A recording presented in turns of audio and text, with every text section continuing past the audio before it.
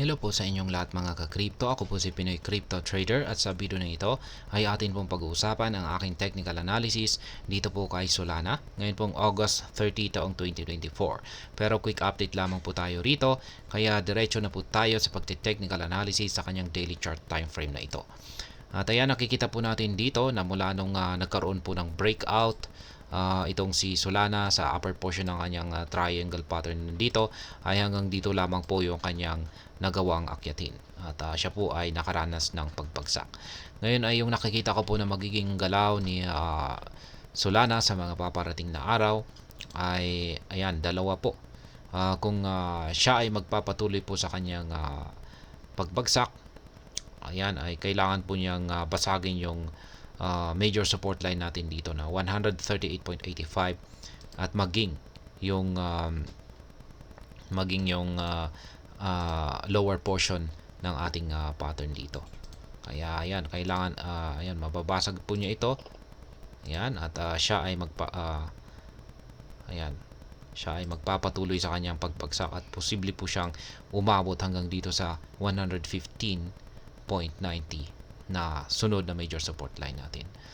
Ayan. Pero pag hindi naman at kung pag bumagsak po ito at nagkaranas po siya ng rejection dito, ayan, sabihin natin ay nagkaranas siya ng rejection dito at tumalbog po siya, ay ayan, dito po siya makaka-recover o dito po siya makakabangon at babalikan niya yung minor resistance line natin dito. Kaya ito po ay kailangan po nating i-adjust ito. Ito na po yung panibagong minor resistance line natin dito. Ayan. Adjust po natin yan. At gawin po natin kulay green. Color coding po natin dito is lahat ng mga kulay green ay resistance line natin. Lahat naman po ng mga kulay red ay mga support line natin dito.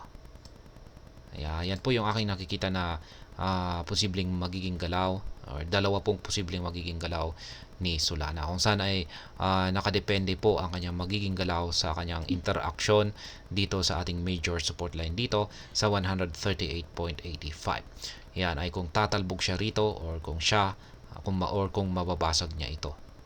Kaya ayan, ngayon ay sa ating dalawang indicators naman dito, yung ating Hazard indicator ay mapapansin po natin na maliit or lumiliit yung mga sukat nito. Ibig pong sabihin ay mukhang magte-take over na po ang mga bears or parang sila na po yung co-control sa market ni Solana sa mga paparating na araw. At syempre kung pag sila ang kung pag nagawa po nilang kontrolin ang market ni Solana ay pababagsakin po nila ang market price nito at posibleng mabasag po yung major support line natin dito at baka ito nga ay tuluyan na pong babagsak. Ngayon ay meron pa tayong isang support level dito na lower portion ng isang mas malaking pattern natin dito na kailangan pong basagin ni Solana. Pag yan, possible na rin po na dito siya tatalbog. Yan, ngayon kung pero mas mataas po talaga ang posibilidad na magpapatuloy po sa pagbagsak itong si Solana kung napasag yung major support line natin dito. Sa tingin ko ay magiging madali pong mababasag yung lower portion ng ating pattern na ito at yan, babagsak siya hanggang dito sa 115.90 na sunod na major support line natin dito.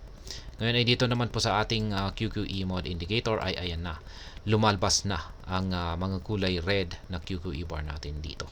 Kung pag nagpatuloy po yan na mga QQE bar na kulay red ang mga nabubuo sa mga paparating na araw at palaki ng palaki ang mga sukat nito, ay sa tingin ko ay hindi magtatagal ay makakaranas tayo ng breakout sa major support line na ito at babagsak po or tuluyan na pong babagsak ang market price ni Solana kapag nangyari yan.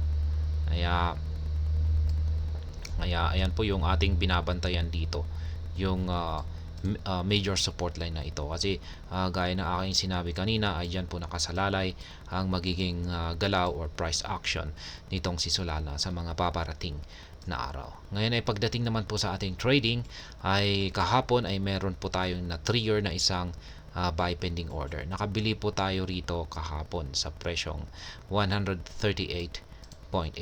Kaya dahil dyan ay kailangan po nating mag-set agad ng take profit dito sa itaas. Ayan, dito po sa ating adjusted na minor resistance line. Dito po sa presyong 161.30. Ngayon ay magkakaroon na rin po tayo ng readjustment sa ating triangle pattern dito. Ayan, adjust lamang po natin yan dito. Ayan na po yung panibagong upper portion ng ating pattern dito. Meron tayong rejection dyan at ito na po yung pangalawang rejection natin. Kaya mapapansin po natin dito ay tuloy po ang pagko-consolidate ng market price ni Solana sa loob ng ating triangle pattern na ito. At ayan po yung updated na aking mga live spot trading positions dito po kay Solana. Meron po akong tatlo na mga nakaabang na sell pending order dito sa itaas at saka dalawa naman po na nakaabang na buy pending order dito sa ibaba. At ayan, kung gusto ninyo akong gayahin or sabayan sa aking simpleng strategy na ito, ay malaya po kayong gawin yan. Madali lang naman akong sabayan kung saan lahat ng inyong kailangan ay inyong nakikita sa chart na ito. Sa mga hindi pa nakakaalam, ang mga kulay yellow na arrow signs dito ay kung saan nakaset ang aking mga sell pending orders or take profit. At ang mga ito ay nakaset sa mga presyo ng mga resistance levels na katapat ng mga ito. Ganon din ang mga kulay blue na arrow signs dito sa ibaba kung saan ay nakaset naman ang mga ito sa presyo ng mga support levels na katapat ng mga ito. At sa mga bago lamang po dito ay check na lamang po ninyo ang description ng video na ito para malaman kung anong platform at mga indicators ang ginagamit ko dito. At hanggang dito na lamang po tayo sa video na ito mga ka-crypto. Marami pong salamat sa panonood. Ingat po tayo lagi at God bless po sa ating lahat.